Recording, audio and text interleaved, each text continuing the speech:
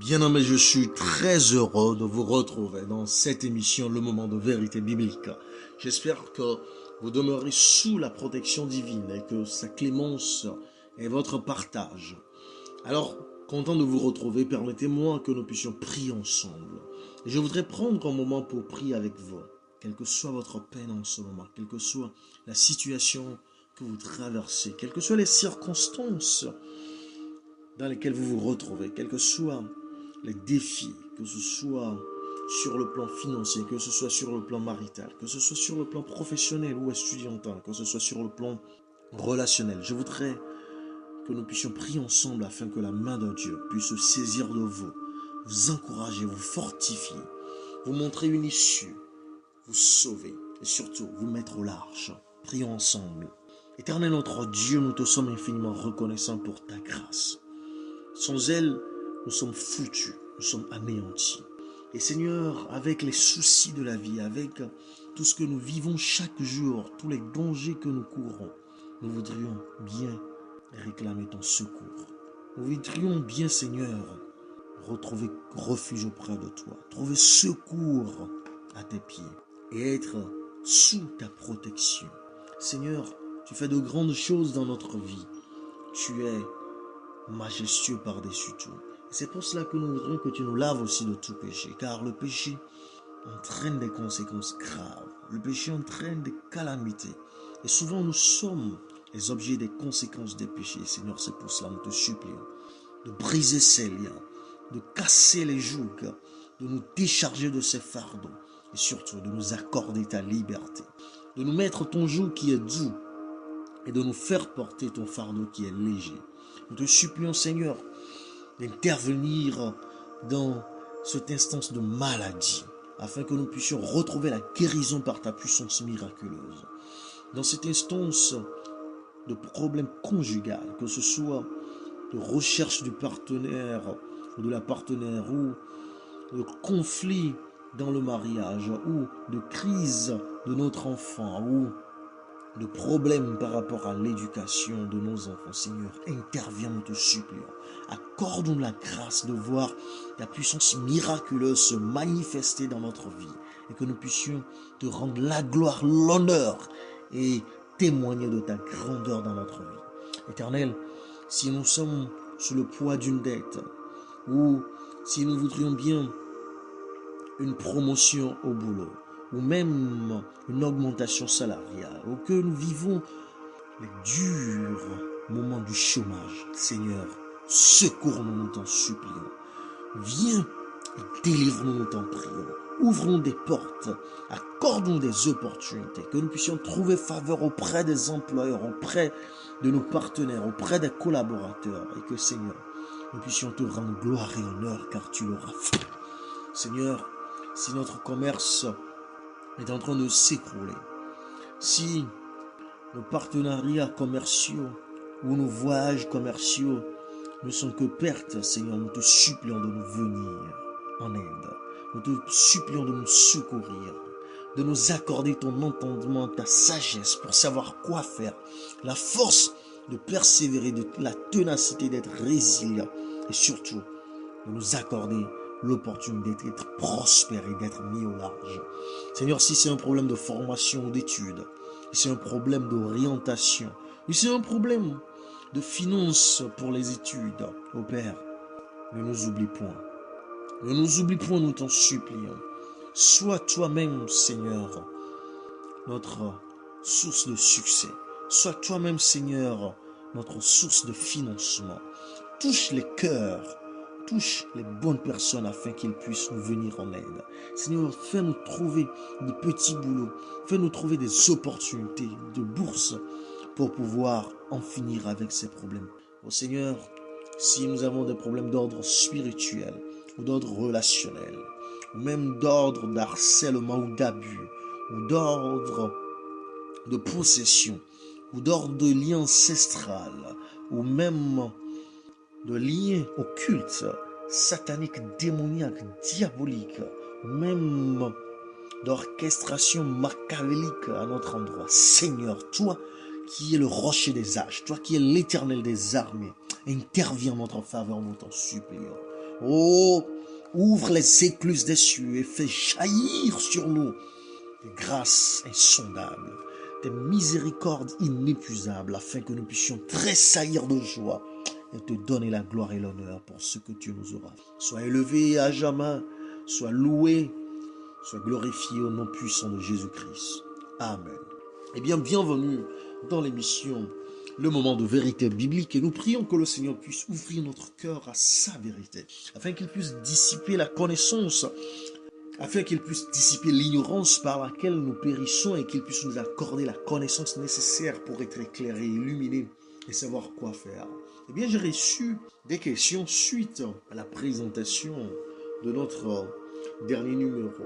La première question est de savoir si les démons font vraiment des miracles. Je pense que la personne a été un peu confuse par rapport aux déclarations faites précédemment, que Satan se déguisera en ange de lumière et que des faux prophètes feront des prodiges.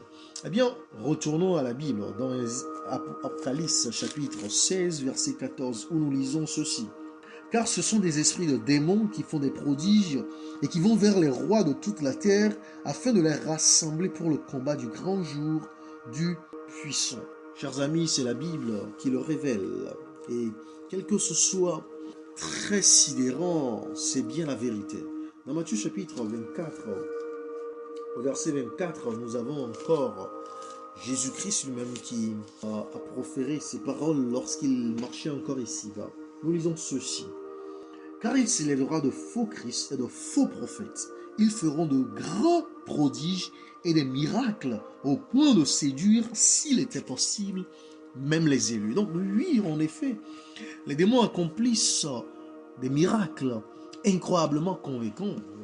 Regardez ce que la Bible nous dit encore dans Apocalypse chapitre 13, versets 13 et 14, où nous lisons « Elle opérait de grands prodiges, même jusqu'à faire descendre du feu du ciel sur la terre à la vue des hommes.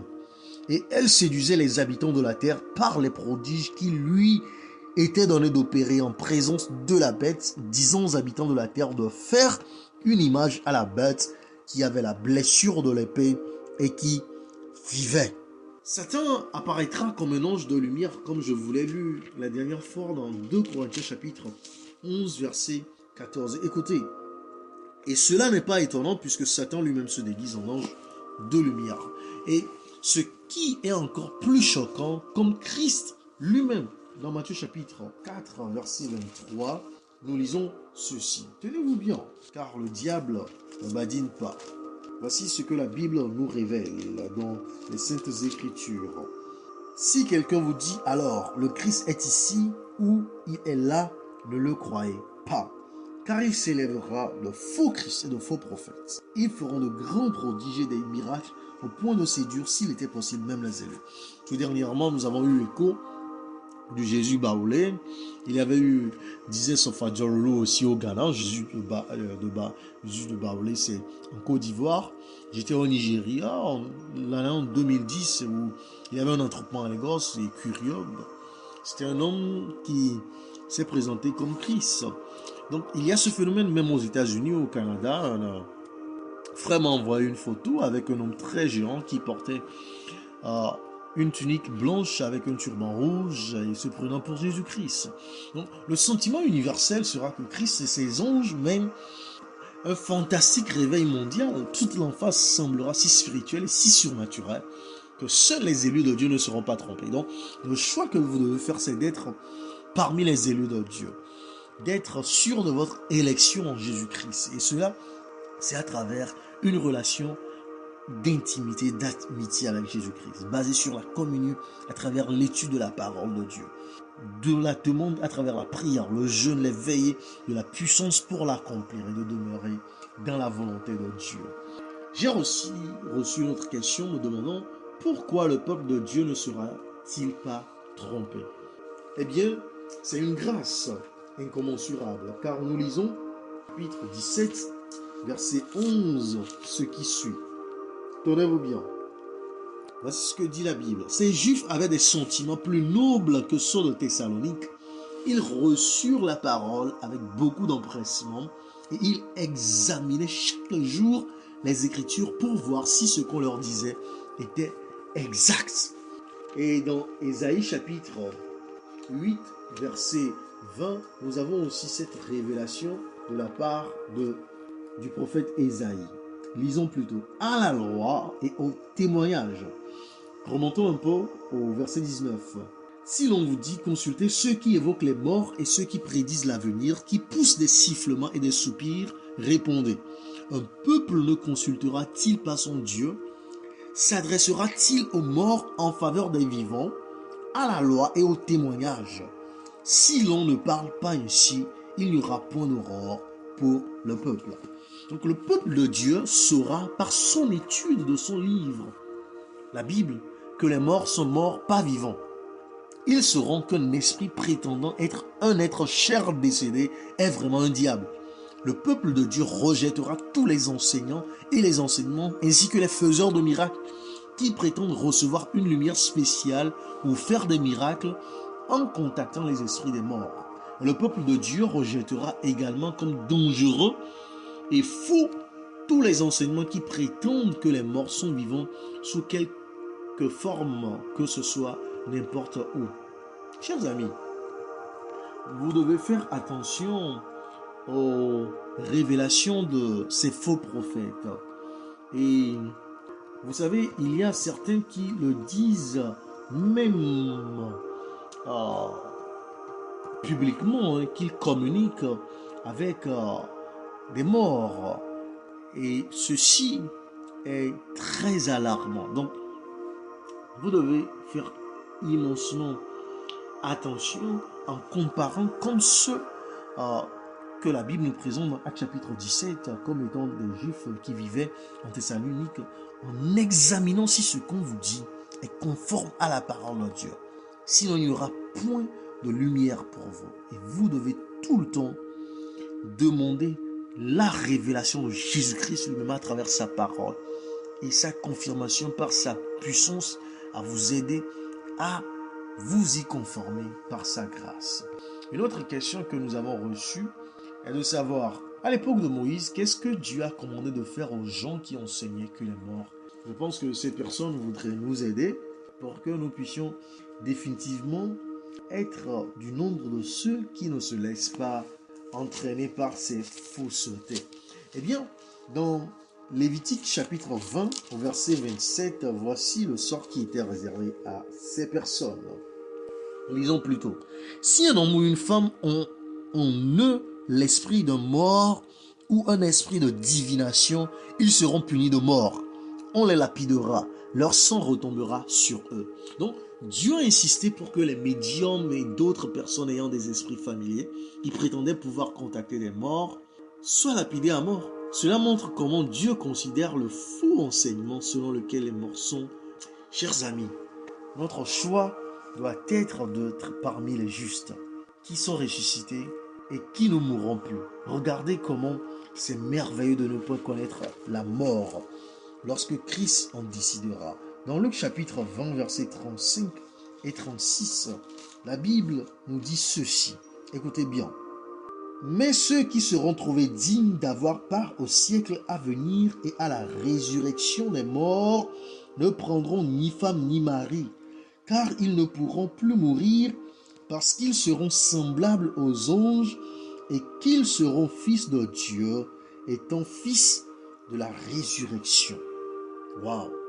Dans Apocalypse chapitre 21, verset 4, Dieu nous parle encore du sort qui sera réservé à ceux qui marcheront dans son obéissance et étant justifiés par sa mort. Nous lisons. Il essuiera toute larme de leurs yeux et la mort ne sera plus. Et il n'y aura plus ni deuil, ni cri, ni douleur, car les premières choses ont disparu. Oh, la mort, le chagrin, les pleurs et la tragédie n'entreront jamais dans le nouveau royaume de Dieu. Paul nous dit dans 1 Corinthiens chapitre 15, verset 54, ce qui suit. Lorsque ce corps corruptible aura revêtu l'incorruptibilité et que ce corps mortel aura revêtu l'immortalité, alors s'accomplira la parole qui est écrite. La mort a été engloutie dans la victoire. Donc, c'est ce que nous devons attendre, c'est ce que nous devons espérer, pas de chercher à communiquer par les morts ou à être en contact avec les esprits des morts ou être fasciné par le travail de ces enchanteurs ou de ces astrologues, de ces médiums, mais c'est plutôt de vivre dans la justice de Dieu, afin que nous ne puissions plus connaître la mort, afin que nous puissions ne plus jamais être séparés les uns des autres, pas chercher l'immortalité ici-bas par des pactes diaboliques ou sataniques ou démoniaques, ou même à chercher à nous réincarner. Parlons de réincarnation. Est-ce que nous devons croire aujourd'hui en la réincarnation? Voyons un peu ce que la Bible nous dit. Dans Ecclésiaste chapitre 9, versets 5 et 6. La Bible dit, les vivants en effet savent qu'ils mourront, mais les morts ne savent rien. Et il n'y a pour eux plus de salaire puisque leur mémoire est oubliée. Et leur amour et leur haine et leur envie ont déjà péri. Et ils n'auront plus jamais aucune part à tout ce qui se fait sous le soleil. Chers amis, près de la moitié des gens sur Terre croient en la réincarnation, un enseignement selon lequel l'âme ne meurt jamais mais renaît continuellement dans un type de corps différent à chaque génération suivante. Cet enseignement, cependant, est contraire aux Écritures. La mort d'une personne est catégorique. À la mort de qui que ce soit, c'est le retour à la poussière. Écoutons ce que la Bible nous dit dans Psaume chapitre 104, verset 29. Écoutez plutôt ce qui est écrit dans la Bible. Tu caches ta face, ils sont tremblants. Tu leur retires le souffle, ils expirent et retournent dans leur poussière. Quelqu'un qui retourne à la poussière ne peut plus rien faire. C'est la poussière. La poussière n'est plus capable de quoi que ce soit. Et il n'y a même plus de capacité mentale pour faire quoi que ce soit. C'est ce que le psalmiste nous dit toujours dans Psaume 146, verset 4. Leur souffle s'en va. Ils rentrent dans la terre et ce même jour, leurs desseins périssent. Donc, même si vous aviez le dessein de devenir un animal, ou de devenir un plus grand, ou de devenir quoi que ce soit, ou de changer de genre, c'est impossible. Dans 2 Rois, chapitre 20, verset 1, nous avons une histoire palpitante. Lisons ensemble 2 Rois chapitre 20 verset 1. En ce temps-là, Ézéchias fut malade à la mort. Le prophète Ésaïe, fils d'Amos, vint auprès de lui et lui dit, ainsi parle l'Éternel, donne tes ordres à ta maison car tu vas mourir et tu ne vivras plus. Donc, le choix qui nous incombe, c'est de faire les derniers réglages, de mettre de l'ordre dans notre vie, de mettre de l'ordre dans nos relations, dans nos finances, dans notre santé, dans notre profession, dans nos partenariats, afin que lorsque nous ne vivrons plus, il n'y ait plus rien pour que nous puissions nous soucier de réincarnation ou d'apparition. Et c'est la tombe qui nous attend d'ailleurs, comme Job, un homme juste que Dieu lui-même a vanté au diable, nous le révèle. Allons un peu dans son livre, au chapitre 17, et au verset 13 pour voir ce qu'il en est. C'est le séjour des morts que j'attends pour demeure. C'est dans les ténèbres que j'y dresserai ma couche. C'est une grâce même de pouvoir se reposer lorsque nous avons tout fait, lorsque nous avons tout rangé, lorsque nous avons pu utiliser notre plein potentiel, lorsque nous avons pu aider ceux que nous devons aider, lorsque nous avons pu vivre une vie de justice et de droiture selon la grâce et la puissance de Dieu. Dans Job chapitre 14, verset 1 à 2, il dit encore, l'homme né de la femme, sa vie est courte sans cesse agitée. Il naît, il est coupé comme une fleur, il fuit et disparaît comme une ombre. Donc Satan a inventé ce système de réincarnation pour que nous puissions détourner notre attention de l'idéal divin. Donc pour lui, les morts continueront toujours par vivre et c'est ce mensonge qu'il a proféré à nos premiers parents qui sont tombés dans la chute et qui a même d'ailleurs entraîné la mort. Donc la réincarnation, la canalisation, la communication avec les esprits, l'adoration des esprits et l'âme éternelle sont toutes des inventions du diable dans le but de convaincre les gens que lorsque vous mourrez, vous n'êtes pas vraiment mort. Quand les gens croient que les morts sont vivants, écoutez, c'est comme dans Apocalypse chapitre 16, verset 14, où Jean parle des esprits, des démons qui font des miracles et qui se font passer pour des esprits des morts étant capable de les tromper et de les égarer pratiquement 100% du temps, comme Christ même met en garde contre ces faux prophètes et ces faux Christ. Dans Matthieu chapitre 24, verset 4. Chers amis, nous devons être reconnaissants pour la Bible, pour la révélation divine, pour la grâce de connaître cette vérité sur ce sujet sensible de la mort et de nous apprêter. Quelqu'un m'a demandé, à savoir, le voleur sur la croix n'est-il pas allé au paradis avec Christ le jour de sa mort? Ah, vraiment étonnant. Car en effet, le dimanche matin, Jésus a dit à Marie, selon Jean chapitre 20, verset 17, qu'il n'est pas encore monté vers son Père. Cela montre que Christ n'est pas allé au ciel lui-même à la mort, alors que c'est lui qui a fait cette promesse. Il est important de noter que la ponctuation que nous voyons dans la Bible aujourd'hui n'est pas originale, mais ajoutée des siècles plus tard par les traducteurs. La virgule dans Luc chapitre 23, verset 43 serait mieux placée après le mot « aujourd'hui » plutôt qu'avant, de sorte que le passage se lise comme suit. « Assurément, je vous le dis aujourd'hui, virgule, vous serez avec moi au paradis. » Et non, je vous le dis aujourd'hui, vous serez avec moi, virgule, au paradis. Une autre façon de mettre ce verset, qui a du sens dans le contexte immédiat, est « Je vous le dis aujourd'hui, quand il semble que je ne peux sauver personne, quand je suis moi-même crucifié comme un criminel, c'est-à-dire entre parenthèses, je vous donne l'assurance aujourd'hui que vous serez avec moi au paradis. » Le royaume de gloire du Christ sera établi, chers amis, à sa seconde venue. C'est la promesse que nous avons. Lisons ensemble cela dans Matthieu chapitre 25, verset 31. Où Christ nous parle en ces termes. Lorsque le Fils de l'homme viendra dans sa gloire avec tous les anges, il s'assiera sur le trône de sa gloire. Et les justes de tous les âges, chers amis, y entreront à ce moment-là. Paul nous le rappelle dans 1 Thessaloniciens chapitre 4, versets 15 à 17. Écoutez bien ce qu'il a à dire pour que vous soyez réconfortés. 1 Thessaloniciens chapitre 4, versets 15 à 17. Voici en effet ce que nous vous déclarons d'après la parole du Seigneur. Nous les vivons restés pour l'avènement du Seigneur, nous ne devancerons pas ceux qui sont morts.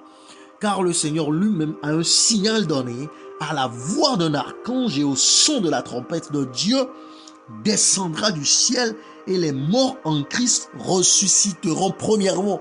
Ensuite, nous les vivants qui serons restés, nous serons tous ensemble enlevés avec eux sur des nuées à la rencontre du Seigneur dans les airs, et ainsi nous serons toujours avec le Seigneur. Consolez-vous donc les uns les autres par ces paroles. C'est la promesse que Dieu nous fait, et non pas que nous serons emportés à notre mort ou que certains nous ont devancés. Si ce n'est comme la Bible elle-même l'a révélé, Enoch, Élie et Moïse. Une autre personne m'a demandé de savoir si la Bible ne parle-t-elle pas de l'âme immortelle. Eh bien, l'âme immortelle n'est pas mentionnée dans la Bible. Le mot immortel ne se trouve qu'une seule fois dans la Bible et en référence à Dieu lui-même. Dans 1 Timothée chapitre 1, verset 17. Une autre personne m'a demandé de savoir, à la mort, le corps retourne à la poussière et l'esprit ou le souffle de Dieu retourne à Dieu. Mais où va l'âme? Cela ne mène nulle part, chers amis. Au lieu de cela, il cesse tout simplement d'exister. Deux choses doivent être combinées pour faire une âme. Le corps qui est fait de poussière et le souffle ou l'esprit qui vient de Dieu, qui est appelé le souffle de vie. Lorsque le souffle s'en va, l'âme cesse d'exister parce qu'elle est une combinaison de deux choses. Lorsque vous éteignez une lumière, où va la lumière? Ça ne va nulle part. Il cesse tout simplement d'exister. Donc deux choses doivent se combiner pour faire une lumière. Une ampoule et de l'électricité. Sans la combinaison, une lumière est impossible. Donc avec l'âme, à moins que le corps et la respiration ne soient combinés, il ne peut y avoir d'âme. Il n'existe pas d'âme désincarnée ou une âme. Le mot âme, me dit quelqu'un aussi dans un commentaire, signifie-t-il autre chose qu'un être vivant?